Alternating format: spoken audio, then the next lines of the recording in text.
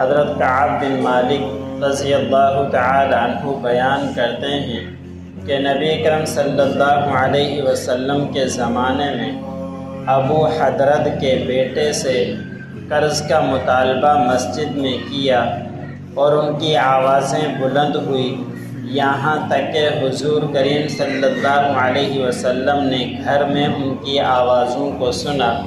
آپ صلی اللہ علیہ وسلم ان کی طرف نکلے، یہاں تک کہ اپنے حجرے کا پردہ اٹھایا اور کعب بن مالک کو آواز دی۔ ارشاد فرمایا، اے کعب۔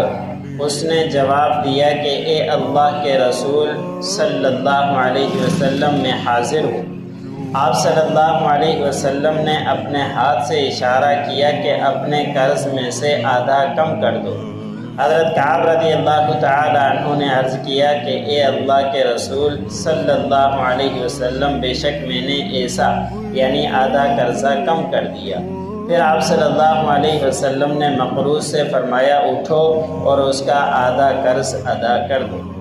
حضرت عبداللہ بن عمر رضی اللہ تعالی عنہ سے روایت ہے کہ نبی کریم صلی اللہ علیہ وسلم نے ارشاد فرمایا، مقروض سے قیامت کے دن قرضہ ادا کرایا جائے گا اگر وہ قرض ادا کیے بغیر مر گیا۔